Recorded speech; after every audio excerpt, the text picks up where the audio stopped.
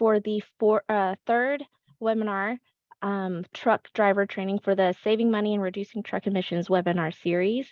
I'm very excited for this because we've got some great presenters who will be talking about some training that you can receive as a truck driver for different types of vehicles. Let's see, next slide. My name is Hung Yung, and I am an air quality transportation planner at the North Central Texas Council of Governments. I will be the facilitator and moderator for today's presentations. And for our first presentation, it'll be presented by Dave Schaller. He'll be presenting the driver behavior and vehicle controls presentation. And then after that, we've got Andrew Coulombe, who will be presenting heavy duty electric vehicles training. And after that, we'll be doing a discussion and give you guys some local updates. So I'm super excited, and we will start with an introduction of what SMARTE is. Next slide. Oh, get there. So SMARTE's goal is to promote emissions reductions and cost savings within our local region. We do that by trying to build relationships with our local trucking industry, and then also with vendors and local governments. We also try to share information about emissions reduction strategies, and we try to connect people to SmartWay verified technologies, to the owners and operators, truck drivers, and fleet managers. So our first presenter is Dave Schaller. Dave works with fleets, OEMs, suppliers, and now utilities on sustainability and efficiency. Dave has was an engineering manager for Navistar for 27 years and retired from strategic product planning in 2013. Please welcome Dave Schaller. Hello, everybody, and thank you for this opportunity to bring you up to speed on what we see happening in the truck industry. Next slide, please, Jason. As the description on your agenda said, we want to help fleets understand how to find and retain CDL drivers, because that is an enormous challenge. It's expensive. We also want to help with safety and fuel efficiency. That is an ever ongoing challenge for truck fleets.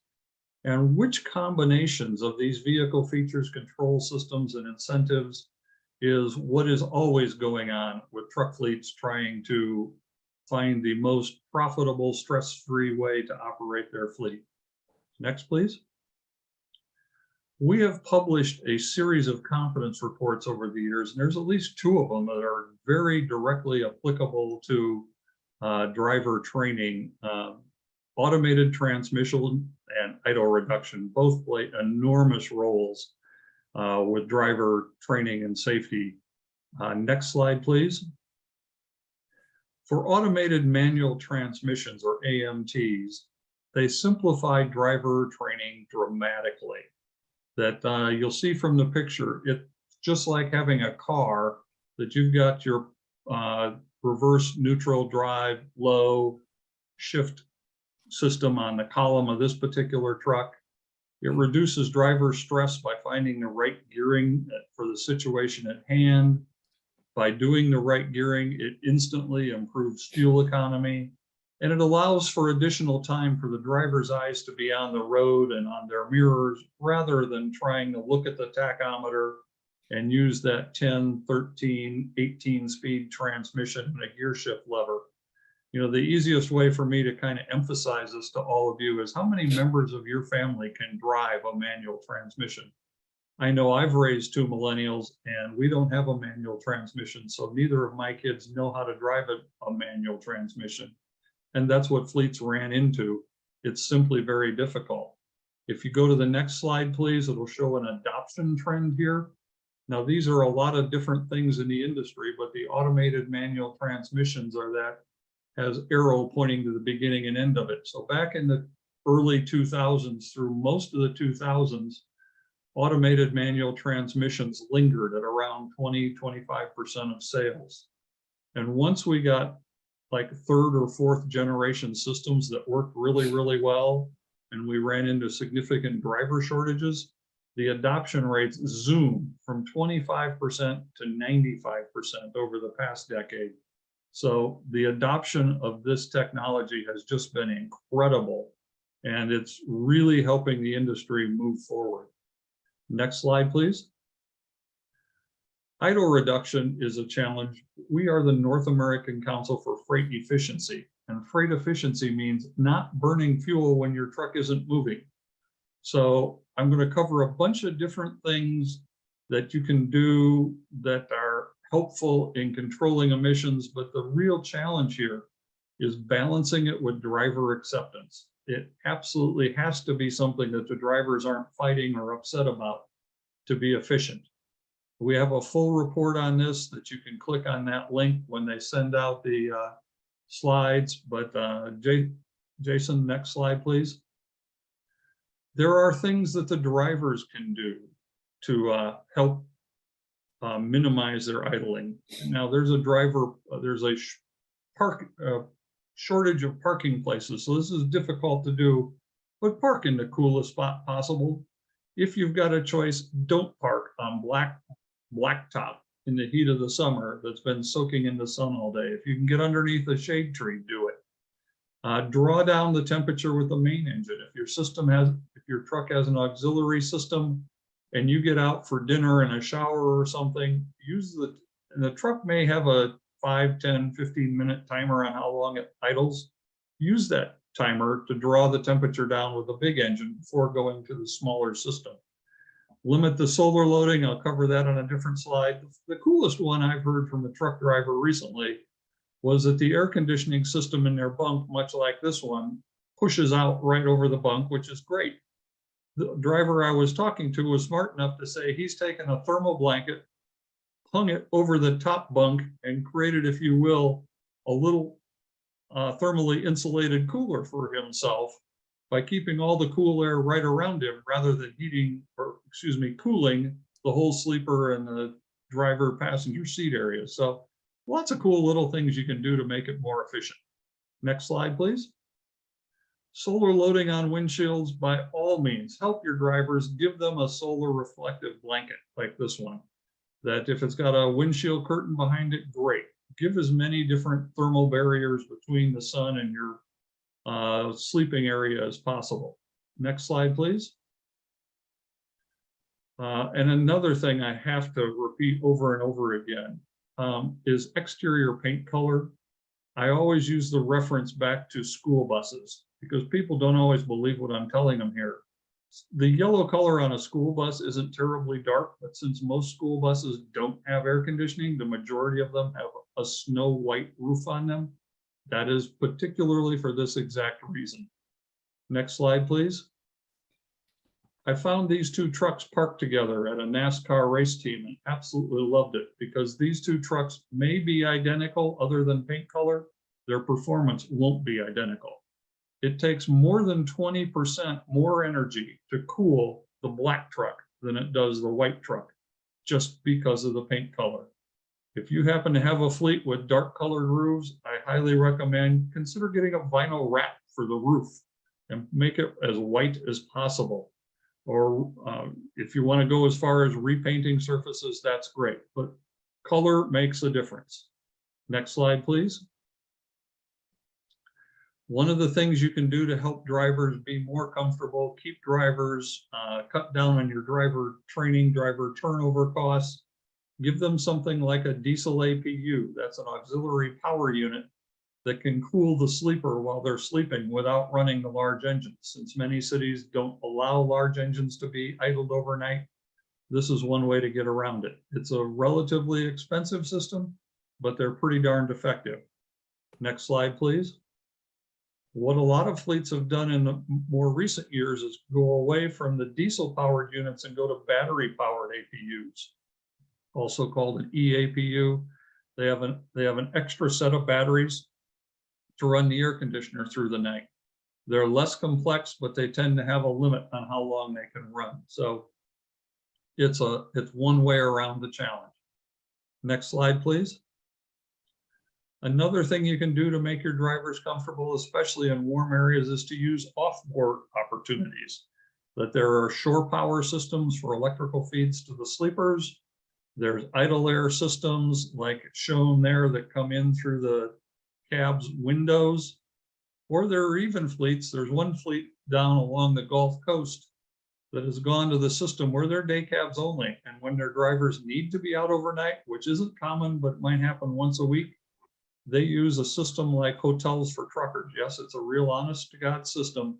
They have a database of all the places where you can park a 53-foot tractor trailer. Next slide, please. So one of my last ones on helping control idle. It probably sounds absolutely silly, but I made this slide when I was talking to fleets in Mexico. Most truck manufacturers have something called an Arctic package that they sell to fleets in Canada to provide extra insulation where it's life threatening to be in their sub-zero cold climates. That insulation is probably greatly misnamed the Arctic package because it's like your thermos or your cooler. Make your truck like a Yeti. Buy the best insulation you can. It doesn't care whether the hot's on the inside or the hot's on the outside. So it's something to discuss with your truck salesperson that'll make your drivers a lot happier and cut down on your turnover, cut down on your training costs. Next slide, please. Driver training and rewards are another way to help here. There are several systems that can be mounted in the cab. There are direct training classes you can give in the classroom. There are training things that can be done over the internet, and some of them can be done over the satellite systems in the trucks.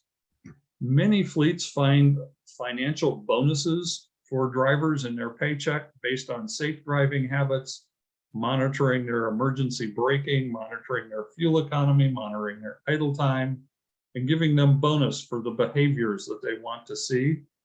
There are also companies that are making these in-cab electrical devices to show the driver how their performance is.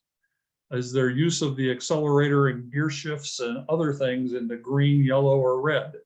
So it helps them know how they're doing instantaneously and allows them to better get to those financial bonuses. Next slide, please. I would be missing something if I didn't state that the biggest change going on in the industry with battery electric trucks is one that NACFE has found drivers to absolutely love. The drivers love the fact that they accelerate better. They have far better torque off the stoplight, stop sign. They have no noise. They are the world's largest go-karts, or excuse me, golf carts. And there's no diesel tank to fill anymore. So you never get the diesel smell on your clothing or spill anything on your boots.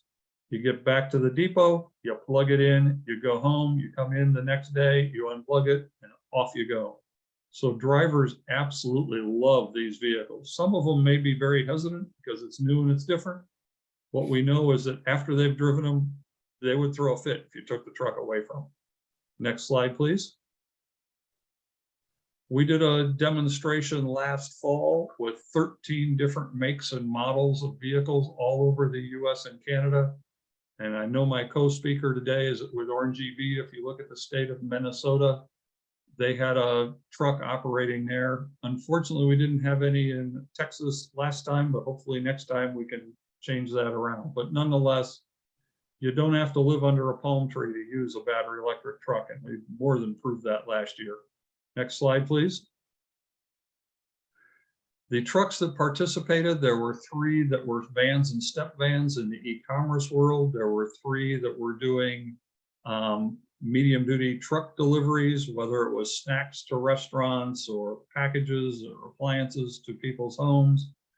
There were 3 electric yard tractors. Those are the third line there. They're the rather odd looking vehicles that some people think look like a phone booth on a truck chassis. They are the best application for a battery electric truck because they move trailers in and out of dock doors at warehouses and distribution centers, doing something that totally follows up the new after treatment system on diesel engines. So great application for battery electric trucks. And the one a lot of people are really having a tough time wrapping their head around on the bottom row there We honestly are to the point of having battery electric semi trucks, that they are happening. Phenomenal opportunity for drayage and port operations. So it's something that is happening in a big way and will continue to evolve over the coming years. Next slide, please. Now, I had the privilege of touring Coppell, Texas with the mayor, Wes Mays, here recently, and stopped and took a picture of this sign because Prologis is one of the leading companies for warehousing. One of the things we're finding the most challenging in installing battery electric trucks are facilities that are leased instead of owned. So I strongly suggest that to all your government organizations, start getting your head around working with the leasing, building, leasing, real estate leasing companies on electric infrastructure. It's going to be a challenge that everyone needs to be involved in. Next slide, please. There's also a grid growth challenge. I took this picture out of the window of the jet as I was flying over Dallas recently. Trucking facilities tend to be located together exactly like this photo. Here again, we've got white on the top of the buildings for a reason in Dallas. Keeps them cool. But these warehouses, distribution centers, truck dealers, etc., are going to be a challenge to your local utility company. I believe in Dallas, it might be Encore, because they're going to want very high power rates as they go to electrification, and we'll probably need grid upgrades in these areas. Next slide, please. If you really want perfect driving behaviors and you're having trouble finding drivers, something else exciting in the industry is going on, and that's autonomous trucks. And I was just down at the autonomous IndyCar demonstration at the Texas Motor Speedway, and Too Simple is the company that developed this truck that was there for the demonstration. And there was an open house for middle school, high school students to come and get familiar with autonomy and technology for a STEM career fair. This is something that is happening, and Dallas happens to be an area where a lot of these companies are testing vehicles. The future looks like it might be a situation where we can have 24/7 operations of vehicles. If we can let a computer with numerous cameras and sensors do a job, even if it's not fully autonomous, in the future, allowing 18 to 21-year-olds that can currently only drive intrastate, this has got some real opportunities. It may or may not have a driver in the seat. We've got somewhere in the vicinity of 36 blogs on different aspects of trucking autonomy that are on that website link. So there's a lot to learn and a lot to share there. Next slide, please. There are numerous companies that are working on truck automation. And as I stated, many of them have validation and testing operations happening in the state of Texas. So it's something to keep your eye on. You're on the bleeding edge of this new technology area. Next slide, please. And these leadership blogs are available to everyone free of charge. Everything from interfacing with law enforcement to insurance to a lot of other aspects that change as we move to autonomous trucks. So if it's an area of interest, feel free to ask questions, we'll look into it. I think I've got one more slide, please. Two more slides. We are doing our second Run on Less Electric in the fall of 2023. We're currently recruiting sponsors and whatnot to help us make this happen. And we're looking for truck fleets that have 15 or more trucks in one depot. So if you know of that, please let us know. We'd be interested in talking to them. So we'll be doing another EV truck boot camp in 2023 as well. Next slide, please. I want to say, let's stay connected and let's stay charged up. NACFE does a lot of different things. We're in Texas quite frequently. Connect with us on LinkedIn, Facebook, Vimeo, Twitter. We have social media and all of those, or contact me directly. My information is there. There's a QR code you can scan and get my contact information directly.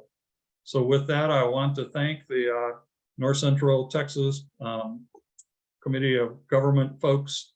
That it's really a pleasure to get to speak to all of you. Thank you. Thank you so much, Dave, for that information. You gave us so much information, and I think it'll help a lot of drivers to make good decisions for themselves.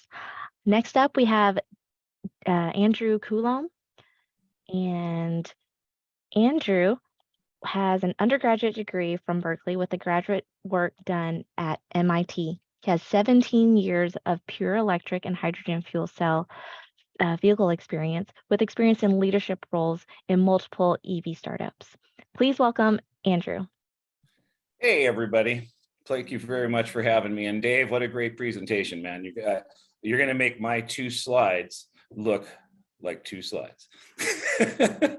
So I've been brought here to talk very specifically about training. So my talk is going to be more acutely focused than Dave. Let's go ahead and go to the next slide. My company, we put these in everything we do. Just a quick reference as to where we are. There's sometimes a misunderstanding that this is an industry that's about to get started or is going to be here soon. And the most important thing to know, even though this is already outdated significantly, is it's already here. It's been here. The need for training, the need for people to understand the industry is present. So next slide, please. When we talk about training and we have about 15 minutes, it means that we need to pick an aspect of training. And the one that I have seen over the years that truly affects the most parts of the trucking experience is regenerative braking. Most people understand regenerative braking, but a quick recap is when we step on the accelerator, we use energy out of the batteries to move freight. Once the freight is moving, we take our foot off of the accelerator and the reverse happens. So our truck is now, the wheels are turning the motor, which is now a generator, and we're charging the batteries. It feels as if your brakes are engaging when you take your foot off the accelerator, but they're not. So lots of benefits in that. We're not going to talk about regenerative braking so much other than what it does for the driving experience. So in my world, and probably most truck worlds, there's things we do: hooking trailers, working on dock doors, tug tests, things like that. And they are all directly affected by the effects of regen braking. And those have been the things that have kind of risen to the top as far as getting drivers to understand. So when I see drivers, usually they're professionals, they understand how to drive truck. It's just, what does this bring that's different than my other one? And really it is the fact that when you take your foot off the accelerator in these trucks, they stop. So there's a lot of coasting things that we usually would do in an ICE engine, like backing up to a dock door and things like that. So hooking trailers, the very first thing here basically is that a lot of the times a driver will get the fifth wheel on the trailer lined up. They'll put their truck physically in reverse, step on the accelerator pedal, and even if they take their foot off of the accelerator pedal, the truck is still going to be going backwards, possibly even engage the trailer with no further action. On an EV, you kind of have to stay on the accelerator the whole time, because when we talked about it, when you take your foot off the accelerator, the truck stops. So there is a hooking the trailer difference, and this is a pretty big deal since that is what we do. And it's not that it's done differently so much, it's that there's a tactile and audible difference with most of these things. So let's say tug tests, for example.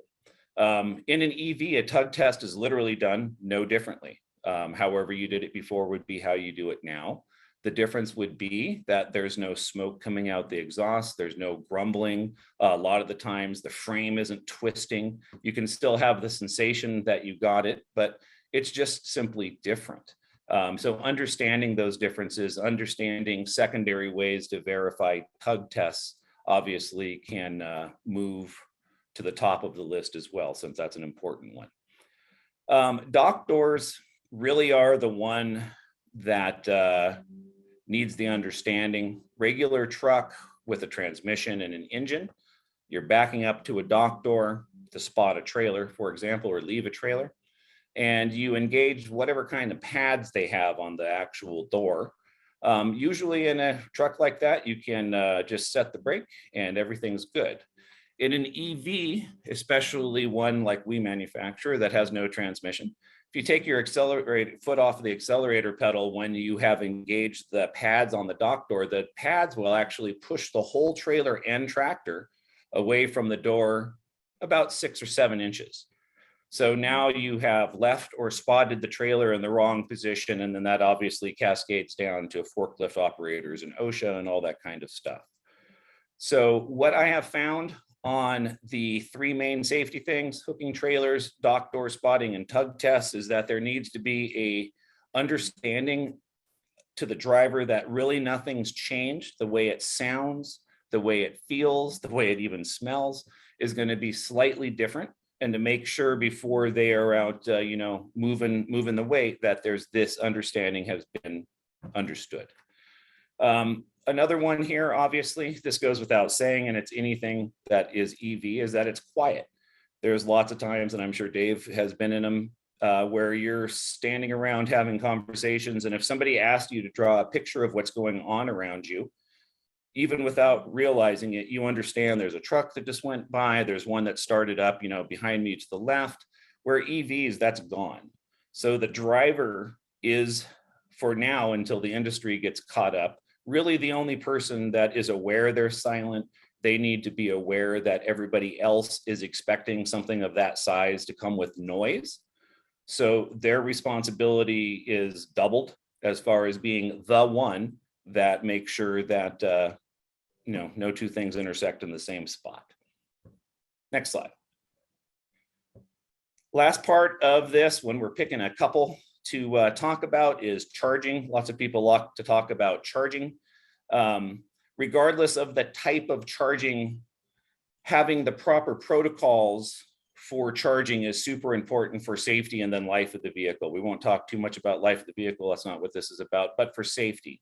It's important that drivers feel comfortable operating in water, that they have been taught why operating GFI, certified electrical equipment in rain, for example, is safe.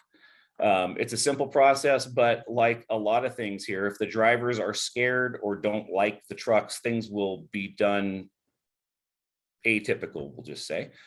So having them understand the charging process, the safeties of the charging process, that the truck and the charger are always talking to each other, for example, that it isn't about them necessarily watching it, that there's lots of nanny devices on both systems to make sure that it goes well.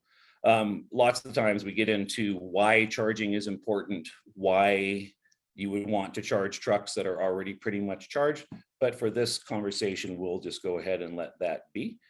And I think as far as training goes, if I had 3 hours, we could really work through, the whole process.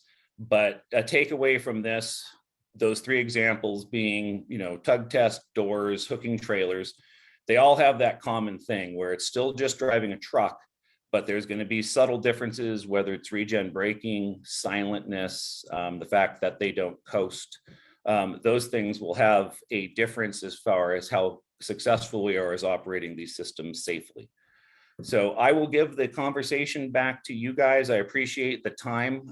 We are always available for conversations, comments, things like that. And I will be here for comments or questions after this. Appreciate it.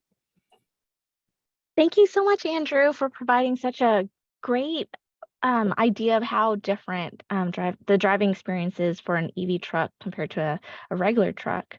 So now we've reached the discussion portion of our webinar, and I am welcoming everybody who has a question to, you can put in the chat or you can raise your hand and you can unmute and ask the question.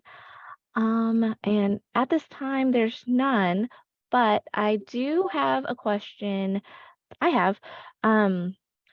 For Orange EV, are there any opportunities for like try and drives or anything like that for anyone interested in trying out an electric truck in the DFW area?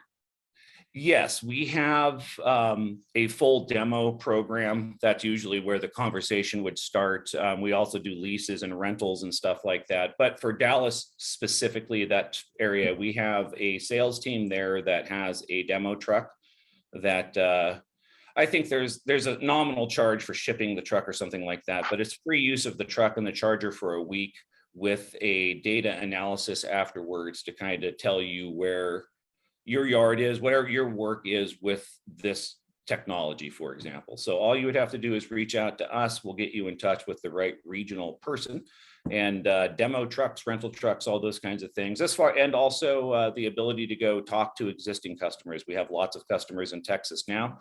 If there is a desire to go talk to an existing fleet in the region, just reach out, let us know. Usually those fleets are super happy to showcase that they're already on this road. Okay, great. Well, that's really amazing. I mean, we hear about how they're different, an EV and a regular truck is, but nothing compares to actually experiencing it yourself. Without a doubt, much like Dave said, I think it's an important aspect because you can talk about it, you can theoretically understand it, and then when you hop in it and drive it, everything, all the words that we spew all the time become real obvious as to the benefits and the driving experience. And then one thing neither one of us talked about is just retention. So you've spent money, you've trained these people, you've got them where you want them. They're in EVs. They're not going to leave to go drive a diesel somewhere, I promise. Mm. And I guess, let me see. I'm looking at the chat and I've got Anthony. You have a question? We can't hear you. I was muted. There you go. Apologies. Thank you. Thank you. So yes, I have a question for Dave and Andrew. Thank you both for sharing this presentation today. Very informative. First question is for Dave. You said that those electric trucks are kind of exploding in popularity, if you will, with like you said like shore power and things that like the ports and things like that. So non over the road trucks, I suppose, is like where the electric trucks are kind of shining right now. Is that something that they like? Let's say you are running a company and you're 24/7, and you are trying to replace your diesel operations with electric. Do you have to purchase more electric vehicles since they're running 24/7 than you would with a diesel that you could just refuel, so you have one ready to go? What does it look like? Thanks for the question, Anthony. I think we got two different topics merged together in your question. The autonomous trucks and the 24/7 operation, most of those autonomous trucks that are in testing right now are diesel. They're not battery electric.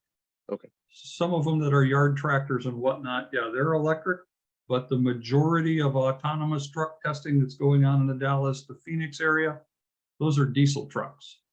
So I don't expect a battery electric truck to be an initial choice for an autonomous vehicle unless it's unless it's like a yard tractor or whatnot, or something of that nature. The Gatic trucks that Walmart's testing, those are a possibility, but they're much more of a distribution center to store front type situation. So a little different situation. So the hydrogen fuel cells might be a long-term answer, but the hydrogen industry is just barely getting off the ground. It's not something that fleets need to spend a lot of time and concern on yet. That the testing on that has just begun. I just yesterday saw that there is a hydrogen fuel cell truck in the Texas area somewhere and shared it on our LinkedIn group. So that was the first one I've seen outside of the state of California. I might be able to add a little flavor to that from an OEM perspective. Obviously not talking about over the road trucks. I'll break it up into two answers. The first one is, one of our biggest concerns when we sell a truck is it has to be a one-to-one replacement. Nobody's buying two trucks to replace one truck. We have found that if you have key on less than 22 hours a day, we have a solution for you that will work as a one-to-one replacement.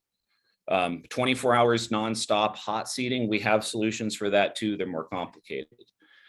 So to answer that question, there is, I think the industry is acutely aware that it needs to be a one-to-one replacement. There's never going to be a 2-to-1 replacement or a 1.5. This has to be 1-to-1. And again, we have been doing this successfully. 19 hours a day key on is easy. More than that, it gets a little more complicated, but there's solutions for all of it. On a secondary note, on the autonomous, we have an autonomous branch of our company that has been doing, much like Dave said, this is not OTR work, this is yard work, which is very, very different. But we have also been running pure electric autonomous trucks, 22, 23 hours a day, key on, for the last few years as well. So I think we're probably a minute away from having autonomous over-the-road trucks in general. We're a couple hours away from having autonomous over-the-road pure EV trucks. But as far as some of the specialty stuff, that one-to-one replacement with solution is already here. Okay, great. And I just had another question. This is for Andrew. Just you were speaking about training when you're getting away from diesels to electric. Do you find that there is a bit of a learning curve with the instantaneous and just sheer amount of torque that these electric vehicles produce? This is a difference of revving the engine up in a diesel. Does it take a little while for the drivers to get used to it?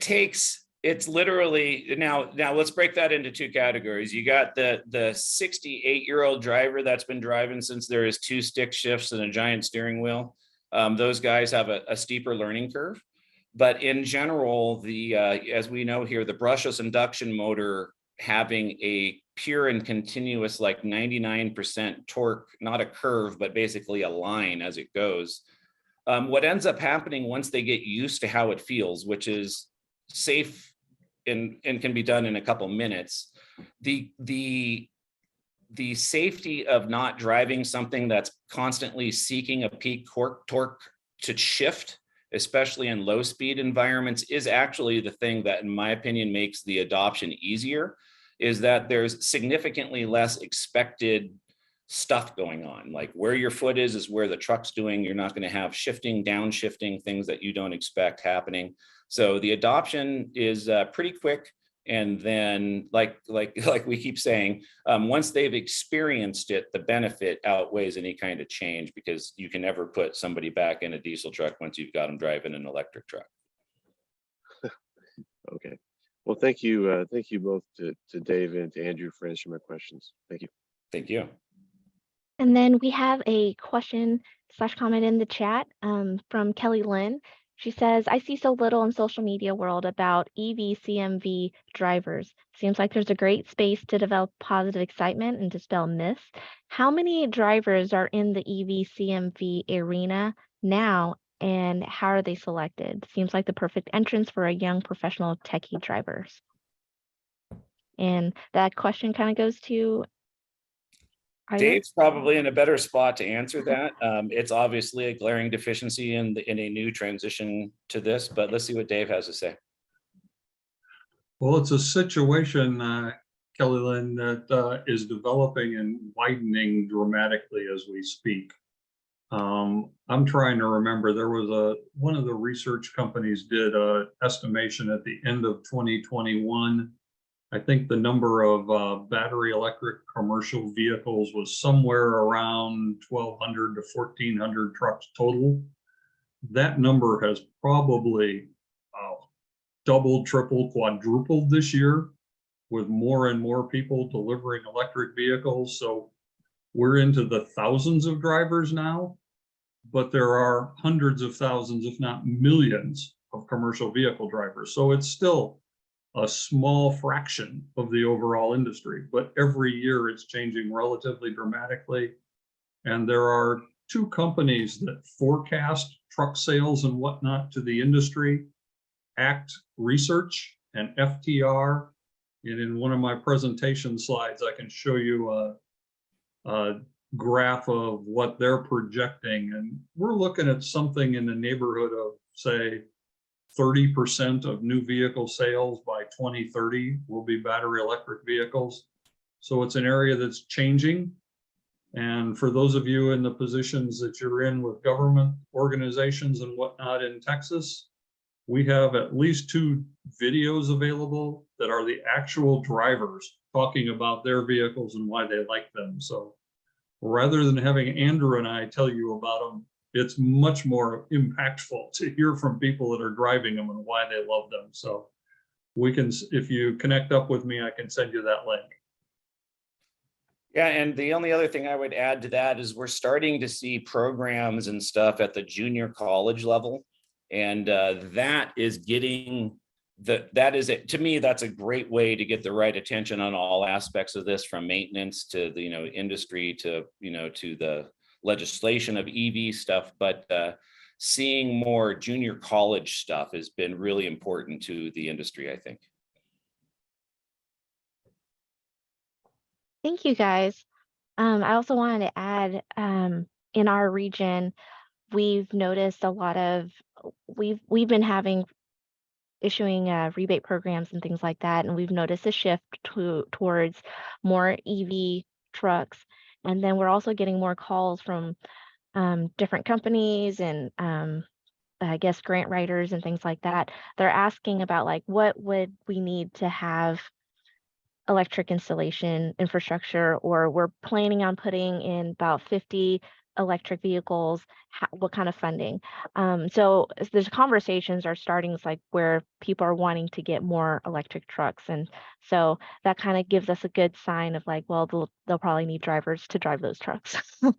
They will, for sure. Yeah. Mm-hmm. Now let's see. So at this time, there aren't any other questions. Are there any thoughts that y'all wanted to share in addition to what you've already presented, or anything to further our discussion? So far, it's been great. NACFE has a research project we did looking at different regions of the US and Canada, and where we think there are areas that will have advantages for electrification sooner rather than later. And that report singles out the Texas Triangle of Dallas, San Antonio, Houston as being a high probability for early adopters. So thought I'd share that if that's helpful to your organizations. That's a free report that's available. Be glad to share it with anyone on your team. Yeah, definitely. So far, I found most of not all of NACFE's information aligns very well with the SMARTE program and the things that we're trying to promote here in our region. So let's see, we do still have a few more minutes, but if there aren't any additional questions that can come in, I guess we can go ahead and talk about our local updates. And if there's any questions that come in between now and 11:30, that's fine too.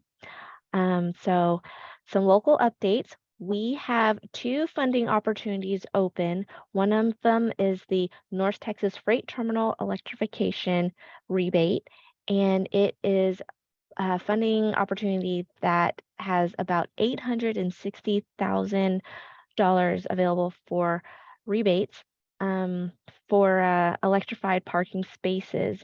So that's the electrified parking space, the infrastructure. That's available to private sector, public sector within our region.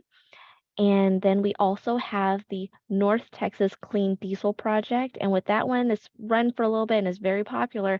We only have about $94,000 available for rebates for that one. And that one replaces diesel trucks with either electric and alternative fuel. It also repowers engines, where it also replaces TRU trailers to fully electric as well. And so if you're interested in applying for these rebates, the next deadline is January 13th of next year. If you're thinking about a project and you're not really sure, feel free to give us a call and we can work it out. I think the best thing is to just go ahead and apply, and we can work out the details along the way. We will be offering these rebates until they're exhausted or until we reach our ultimate deadline. And let's see, I guess that's it for now. And next slide, please. So this is my contact information and Jason Brown. So we will be posting this webinar online, and Let's see. I want to thank everybody for attending and for our presenters for presenting. Such great, insightful information. I think that really helps makes the future of what truck driving is a lot more clear, gives us a better idea of what to expect and to know that change is coming. And so this is our fourth of our series of webinars from the SMART program, and we'll be hosting another one on fuel considerations and alternatives on February 8th, 2023.